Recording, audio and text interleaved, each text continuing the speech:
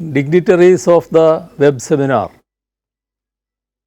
Fiscal federalism in India is at the crossroads. Why do we say so?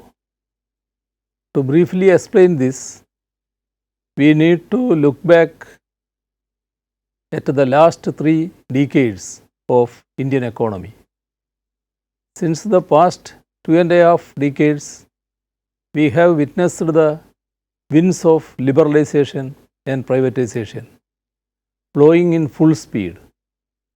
Many economic activities undertaken by the state have been considered unnecessary and avoidable. The propaganda was that most of these activities can be done better outside the government. A natural corollary of this ideology is that governments need not have larger fiscal powers, especially in the taxation front. Taxless and spendless is the philosophy behind the reforms in our country as well as abroad since the 1990s. In a federal setup, this meant that the fiscal domain of the states has to shrink and uniform fiscal policies are implemented throughout the country. The ideology of economic reforms further shrank the already limited fiscal space of the states.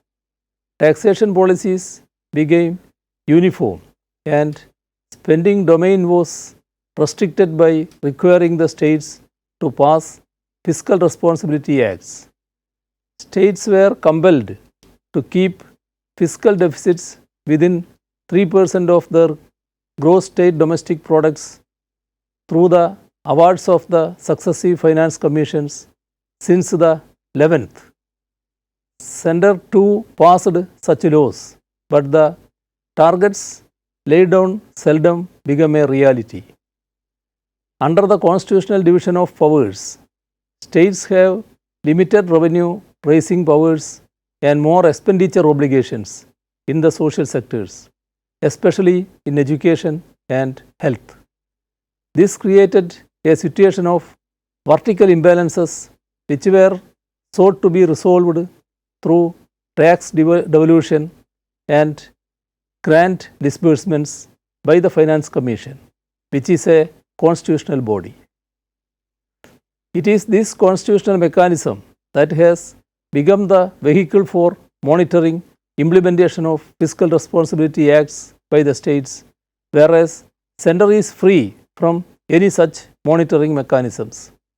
This is not in tune with structure of cooperative federalism, which conceives center and states as equal partners. The above process started with the 11th Finance Commission, which imposed conditionalities on states for adhering to fiscal targets. The successive finance commissions have continued this. However, the 14th Finance Commission brought about a change by not making any conditionality in its recommendations. But there are indications that the conditionalities may come back if we go by the terms of reference of the 15th Finance Commission. States including Kerala had submitted a joint memorandum to the Honorable President of India in this regard. We hope that in the forthcoming report of the 15th Finance Commission, there will not be any imposition of conditionalities on the states. This is not time for fiscal conservatism. Countries across the world are spending to energize their economies, which are afflicted by weak demand and supply side disruptions. We too cannot afford to stand apart. Mechanical deficit and debt targets cannot be the prime aim at this juncture. We have to come out of a big crisis. For this, more spending and borrowing are needed. Once the demand and supply side problems abate, we can grow out of the debt. This is a fundamental economic principle. Public and private borrowings are not similar. When governments borrow money and spend on physical and social infrastructure, economy will grow faster. The saying, private vice can be a public virtue, has been proved right more than once in history. This is not the time to hesitate. We need to pose rules and raise the borrowing power of states from 3 to 5% of gross state domestic product. This has been the consistent demand of states like Kerala in the post-pandemic situation. Empowered states, strong center, and functional local governments are pillars of cooperative federalism. In periods of natural calamities and unprecedented challenges like COVID-19, all these have to act in unison.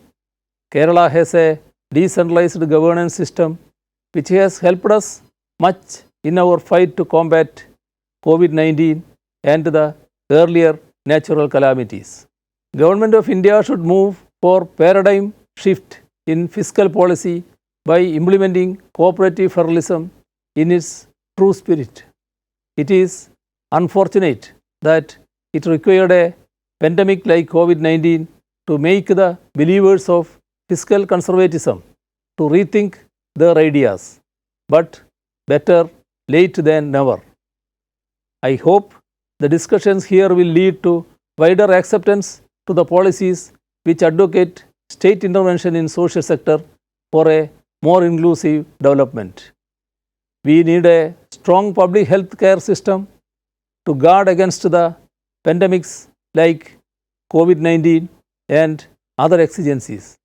A truly federal structure of governance is the best to meet such challenges.